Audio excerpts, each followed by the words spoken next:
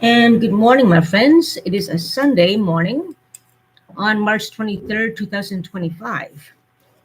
Um, Racism and discrimination is very rampant, as I said in my previous video, in Ottawa, Ontario, and Canada in general. First, let's start with my personal encounters with discrimination and racism against me again. Firstly, let me introduce myself more thoroughly. I'm Cree. I'm First Nations, 100%, part of the Sixes Group, which I mentioned before a couple of times, but not right at the beginning like this.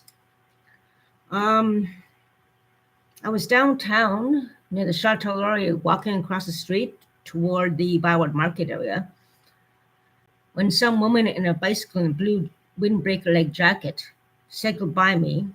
Someone in her 30s or 40s, possibly 50s, hard to tell these days about age, cycled right beside near me, going across the street, saying, "Out of my way, you fucking Indian."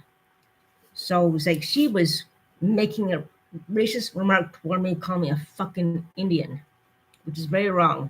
That's one incident of racism, discrimination,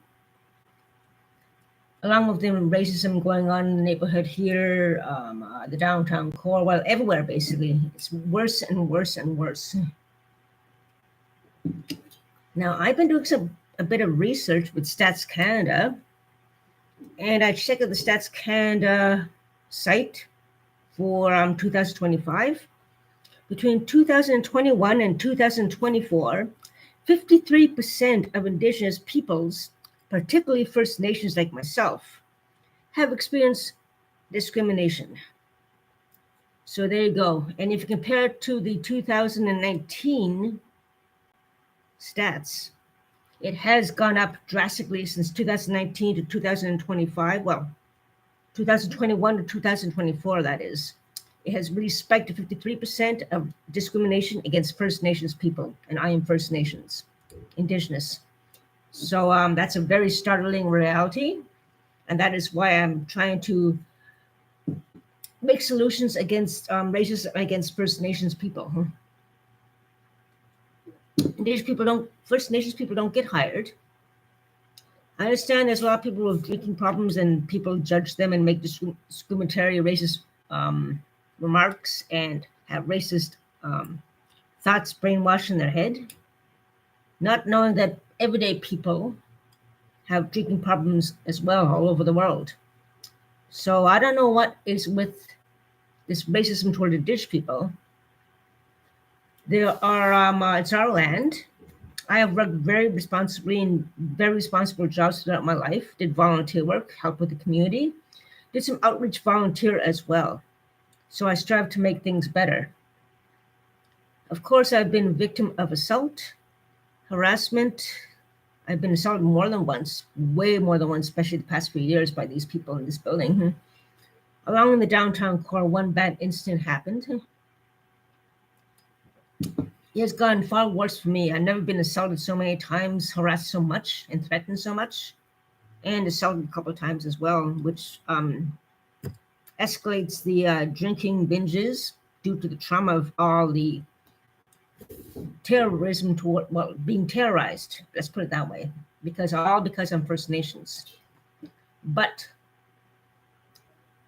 you guys, they do not know me. All because I'm Indigenous First Nations, they make racialized remarks and think racialized thoughts at the sight of someone Indigenous or First Nations.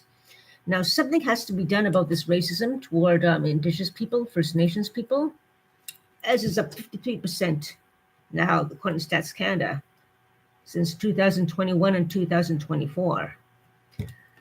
I plan to talk to some people about that, try to form some kind of support group about that. Perhaps even make workshops about that, have sharing circles about that.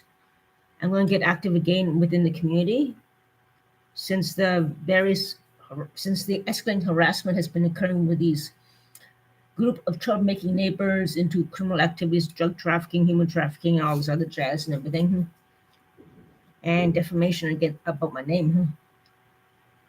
But yeah, there has to be more support groups for people who are experiencing racism.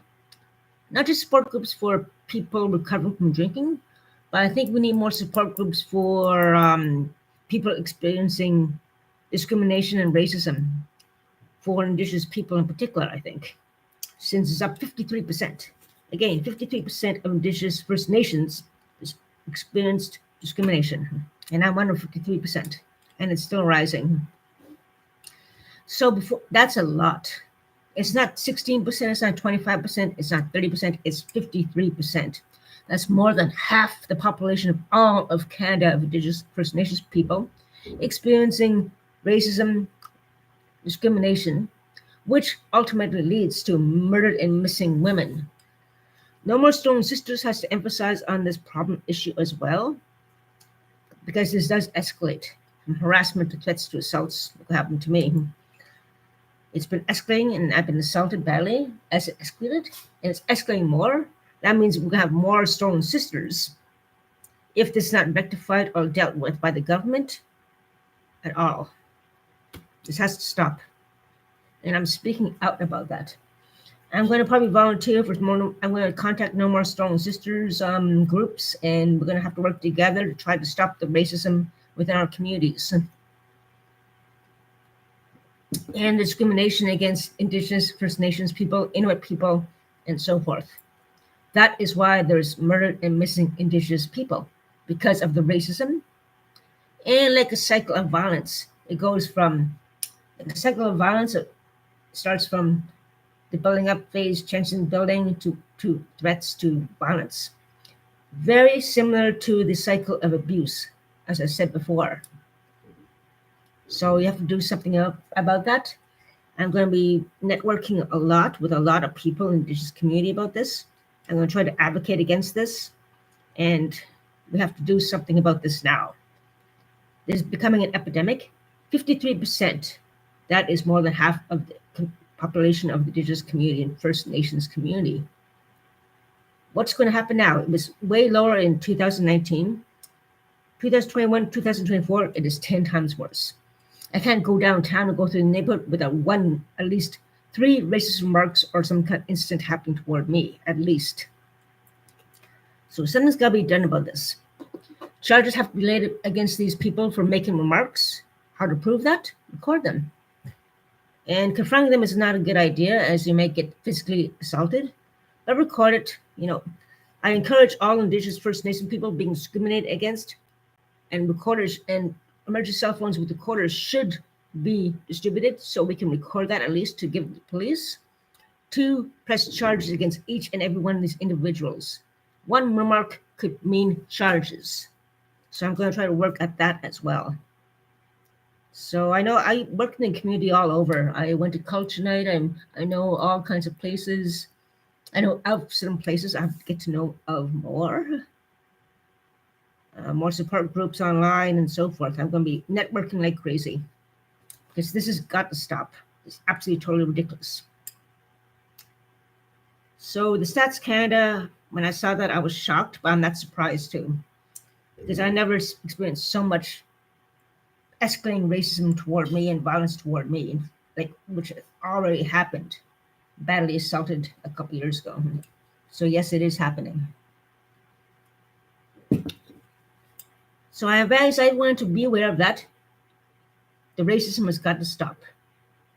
Idle no more. No more stolen sisters.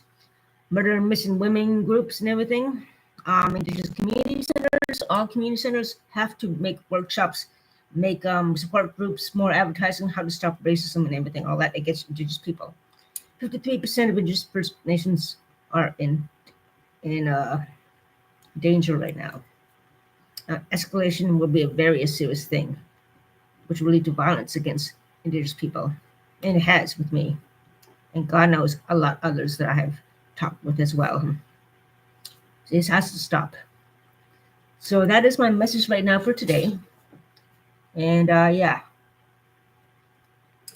enough is enough. This is it. No more racism. Check out Stats Canada, 2021, 2024. 53% of Indigenous First Nations like myself are experiencing discrimination and racism, and escalates to violence and so forth, as it is with me. I'm living proof I am a victim of this kind of racialized and discriminatory behaviors against a lot of people, from a lot of people, against a lot of people, from a lot of people.